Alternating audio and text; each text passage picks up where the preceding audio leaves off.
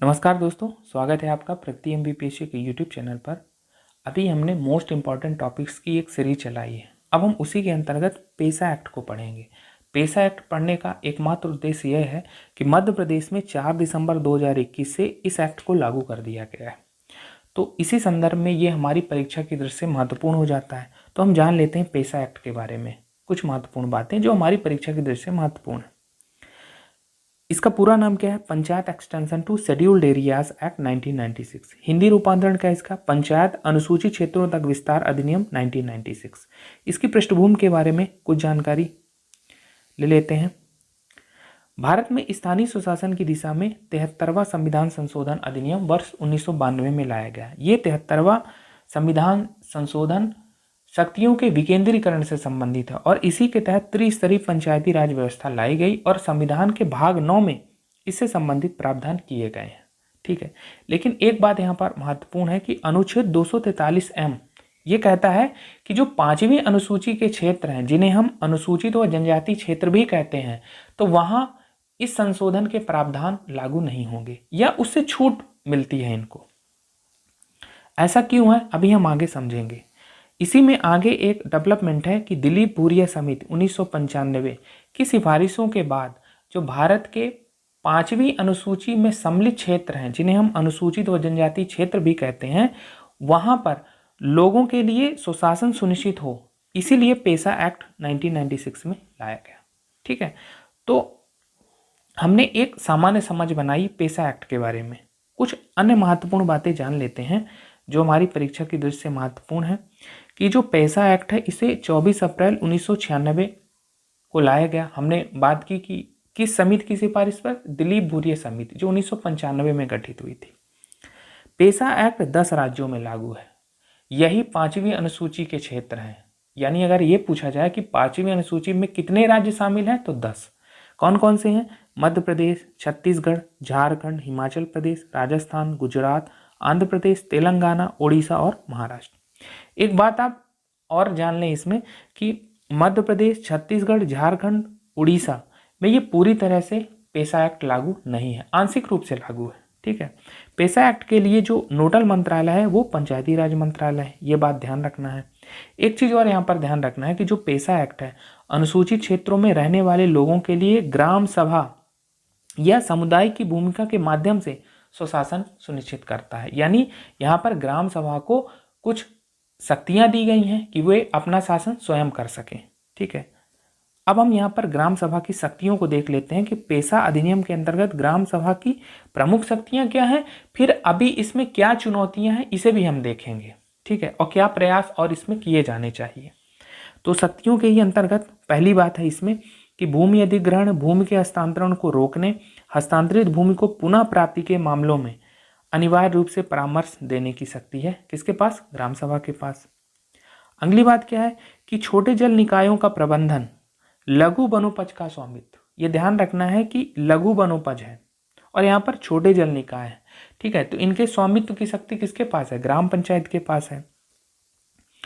शराब की बिक्री या उपभोग पर नियंत्रण व प्रतिबंध लगाना भी ग्राम सभा की शक्तियों में सम्मिलित है। स्थानीय बाजार पर नियंत्रण की शक्ति भी ग्राम सभा में है। अनुसूचित जनजाति को दिए जाने वाले ऋण पर नियंत्रण। अगली बात क्या है कि गौण खनिजों के खनन के लिए लाइसेंस या पट्टा देने का अधिकार भी किसको दिया गया है? ग्राम पंचायत को। ग्राम सभा को सभी सामाजिक क्षेत्रों और स्थानीय योजनाओं से जुड़े संस्थानों एवं अधिकारियों पर नियंत्रण ग्राम सभा कर सकती है। तो ये ग्राम सभा की शक्तियां हैं। लेकिन वर्तमान में पेसा एक्ट को लेकर क्या क्या चुनौती है उसे भी हम जान लेते हैं। तो अगर हम चुनौतियों को देखें तो ग्राम सभा और पंचायतों की सीमित स्वायत्तता, क्योंकि संसद को अधिकार है कि इसके संबंध में वह कोई भी कानून बना सकती है। ठीक है, इसमें एक और संदर्भ है कि देश की एकता और अखंडता के लिए ये महत्वपूर्ण है। तो इसीलिए हो सकता है कि ग्राम यहाँ पर सीमित स्वायत्तता दे दी गई हो, यहाँ पर गलत लिख गया है, इसे सुधार कर दिया जाएगा। दूसरी बात है संस्थागत ढांचे और सक्षम परिवेश का अभाव। ये तो हमारे यहाँ बहुत मूलभूत कमी है और ये चुनौती रही है हमेशा से। एक बात और इसमें कि पेशा के प्रावधानों के उल्लंघन की चुनौती है। अगली बात है कि जनजाति समुदाय में इसके प्रति जागरूकता की कमी है। ठीक है। और अगली बात है कि पेशा प्रावधानों को लागू करने वाले लोगों में जनजाति संस्कृति की समझ में कमी रही है। तो ये महत्वपूर्ण चुनौतियाँ रही हैं और इससे संबंधित आप सुझाव दे सकते हैं कि जो जनजाति संस्कृति में समझ में बढ़ोतरी की जाए। ठीक है। इंफ्रास्ट्रक्चर, ये संस्थागत ढांचा, सक्षम परिवेश का जो अभाव है, इसे पूरा करने की कोशिश की जाए। तो ऐसे ही आप इन्हीं जो चुनौतियां हैं उन्हीं संबंधित आप सुझाव दे सकते हैं। तो इस प्रकार से हमने इसमें पढ़ा पेशा एक्ट जो मध्य प्रदेश में लागू कर दिया गया है, तो इससे संबंधित हमने पढ़ा। हो सकता है हमारी परीक्षा में ये पूछा जाए। और अब हम आगे चलते हैं। अब हमारा अगला टॉपिक है नेशनल फैमिली हेल्थ सर्वे का 5वां संस्करण। क्यों चर्चा में रहा है? क्योंकि अभी इसके द्वितीय चरण के निष्कर्ष जारी किए गए हैं केंद्रीय स्वास्थ्य मंत्रालय द्वारा। ठीक है। तो इन आंकड़ों का क्या महत्व, हमारी मुख्य परीक्षा के दृष्टि से बहुत ही महत्वपूर्ण है वैल्यू एडिशन करने के लिए। इसे हम अखिल भारतीय स्तर पर देखेंगे और फिर मध्य प्रदेश के स्तर पर क्या स्थिति रही है उसको देखेंगे। ठीक है। तो इसमें हमने क्या किया है कि नेशनल फैमिली हेल्थ सर्वे 4 के भी आंकड़े रखे हैं और 5 से इसकी तुलना की है। तो सबसे पहले इसमें कुल प्रजनन दर। तो कुल प्रजनन दर टोटल फर्टिलिटी रेट, इसका क्या मतलब है? टोटल फर्टिलिटी रेट का मतलब है प्रति महिला बच्चों की औसत संख्या। ठीक है। प्रति महिला लगभग 2.1 बच्चों के TFR को प्रतिस्थापन स्तर की प्रजनन क्षमता कहा जाता है, क्योंकि इसे जनसंख्या वृद्धि को नियंत्रण करने में आवश्यक माना जाता है। ठीक है। तो 2014 में TFR कितना रहा? 2.2, वांछनीय है 2.1 और हम 2 में पहुंच गए। यानी इससे पता चलता है कि जनसंख्या वृद्धि को हमने नियंत्रित किया है। दूसरी बात है संस्थागत जन्म। संस्थागत जन्म का मतलब है कि अस्पतालों में जन्म हो या प्रशिक्षित दाई के द्वारा जन्म कराया गया हो। तो आप देखिए 2015-16 में 78.9% था। वांछनीय है कि इसमें वृद्धि हो, तो हुई भी है 88.6%। अगली बात इसमें लिंगानुपात। लिंगानुपात का क्या मतलब है? लिंगानुपात का मतलब है कि प्रति 1000 पुरुषों पर महिलाओं की संख्या। अब आप यहाँ पर देखिए कि ये पहली बार हुआ है कि 2015-16 में आप देखेंगे 991 प्रति 1000 पुरुषों पर महिलाओं की संख्या कितनी है? 991। लेकिन जो अभी ये द्वितीय चरण का आंकड़ा आया है उसमें 1020 है। यानी ये पहली बार हुआ है नेशनल फैमिली हेल्थ सर्वे या जनगणना के इतिहास में ये जो लिंगानुपात है वो महिलाओं के पक्ष में है।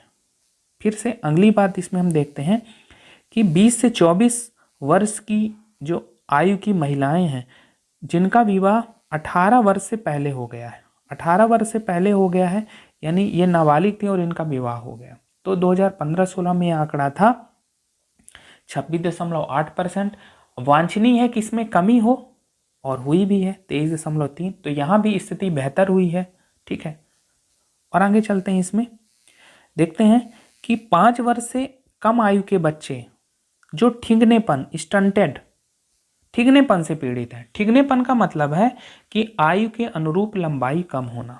तो आप 2015-16 में आंकड़े देखिए 38.4% और अभी जो 19 से 21 के आंकड़े जारी हुए हैं उसमें 35.5। तो यहाँ भी स्थिति बेहतर हुई है। अगला आंकड़ा है 5 वर्ष से कम आयु के बच्चे जो दुबलेपन से पीड़ित हैं। दुबलेपन से मतलब है कि ऊंचाई के अनुसार वजन कम होना। तो 2015-16 में आंकड़ा है 21% और घट के हो गया 19.3। तो यहाँ भी बेहतर स्थिति है। अगली बात है 5 वर्ष से कम आयु के बच्चे जिनका वजन कम है, अंडरवेट है। अंडरवेट का मतलब आयु के अनुसार वजन कम है। तो आप 15-16 का आंकड़ा देखिए 35.8 और ये घटकर कितना हो गया 32। यानी यहाँ पर भी स्थिति बेहतर हुई है। और आगे चलते हैं। अब है NNMR, नियोनटाल मोर्टालिटी रेट। क्या मतलब होता है इसका? इसको अगर हम संक्षेप में समझें तो प्रति 1000 जीवित बच्चों में जो व्यक्ति जीवन के पहले 28 दिन हैं उनके दौरान जिन बच्चों की मृत्यु हो जाती है, यानी मोटी मोटी बात कहें कि जब कोई बच्चा जन्म लेता है और पहले 28 दिनों में जिनकी मृत्यु हो जाती है वही इसका आंकड़ा ये बताता है, उसी का अनुपात है ये। 2015-16 में हम देखें तो 29.5 है। वांछनीय है कि इसमें कमी होनी चाहिए, हुई भी है 24.9। अगली बात है infant mortality rate. Infant mortality rate का मतलब यह है कि ऐसे बच्चे जो अपना पहला जन्मदिन नहीं देख पाते या 0 से 1 वर्ष के दौरान ही खत्म हो जाते हैं, यह भी 1000 बच्चों में अनुपात आंकलित किया जाता है। तो 2015-16 में 40.7 है और अभी 35.2, तो इसमें भी कमी आई है। तो ये भी एक अच्छी बेहतर स्थिति को दर्शाता है। फिर अंडर 5 मोर्टेलिटी रेट, मतलब 5 वर्ष की आयु तक के बच्चों की संख्या, ये भी 1000 जीवित जन्मों में आकलित किया जाता है। तो पहले था 49.7 और अब हो गया 41.9। यानी यहाँ पर हम जितने भी आंकड़े हमने देखा तो सभी में बेहतर स्थिति है। अब हम मध्य प्रदेश के संदर्भ में इन्हीं को समझ लेते हैं। ठीक है, तो मध्य प्रदेश में जो कुल प्रजनन दर 2015-16 में 2.3 थी, अब कितनी हो गई, 2 हो गई है। ठीक है, संस्थागत जन्म की बात कर लेते हैं। तो संस्थागत जन्म 2015-16 के आंकड़े में 80.8% थे, अब कितने हो गए, 90.7। ठीक है, लिंगानुपात की बात करते हैं, 948 था और 970, यानी मध्य प्रदेश में अभी भी 1000 पुरुषों पर 30 महिलाएं कम हैं, ये ध्यान रखना है। 20 से 24 वर्ष की आयु की महिलाओं का विवाह 18 वर्ष की आयु से पहले हो गया। तो 2015-16 में यह आंकड़ा 32.4% था और यहाँ पर ये घट के 23.1% हो गया। तो यहाँ बेहतर स्थिति है, बेहतर तो सभी में है। ठीक है, हम राष्ट्रीय स्तर से तुलना कर रहे हैं। 5 वर्ष से कम आयु के बच्चे जो ठीगनेपन का मतलब हमने समझा था कि आयु के अनुरूप लंबाई कम होना, तो ठीगनेपन से पीड़ित हैं 2015-16 में 42% है और अभी जो आंकड़े आए हैं 35.7% है। और आगे चलते हैं इसमें। अब जो दुबलेपन से पीड़ित है, दुबलेपन का मतलब हमने बताया था कि ऊंचाई के अनुसार वजन कम होना, तो 2015-16 में आंकड़ा 25.8 है और अभी 19% हो गया है। ठीक है, अब 5 वर्ष से कम आयु के बच्चे जिनका वजन कम है, अंडरवेट है, मतलब आयु के अनुरूप वजन कम है, तो 2015-16 में ये आंकड़ा 42.8 था, अब 33% हो गया है।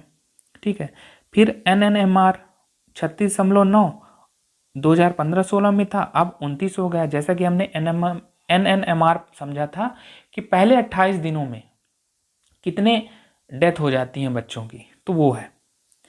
फिर इन्फेंट मोर्टेलिटी रेट, हमने इसके बारे में समझा था कि जो बच्चे अपना पहला जन्मदिन भी नहीं देख पाते, ठीक है, तो ऐसे बच्चों की संख्या, तो पहले ये आंकड़ा 51.2 था, अभी 41.3 है। ठीक है, ये प्रति 1000 जीवित जन्मों में आकलित किया जाता है। और अंडर 5 का जो मोर्टेलिटी रेट है 64.6 था, ये 49.2 है।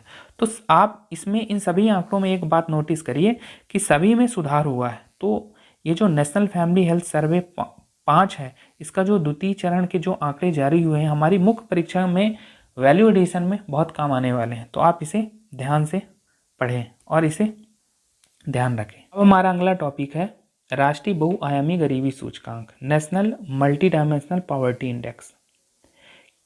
अभी नीति आयोग ने पहली बार national multi dimensional poverty index जारी किया है, इसलिए ये चर्चा में रहा है और हमारी परीक्षा की दृष्टि से अत्यंत महत्वपूर्ण है। ये टॉपिक प्रारंभिक परीक्षा में भी महत्वपूर्ण है और मुख्य परीक्षा में वैल्यू एडिशन में भी ये महत्वपूर्ण है। तो इसी संदर्भ में हम इसे पढ़ लेते हैं। तो जैसा कि हमने कहा कि जारीकर्ता कौन है, नीति आयोग, और पहली बार इसे जारी किया है।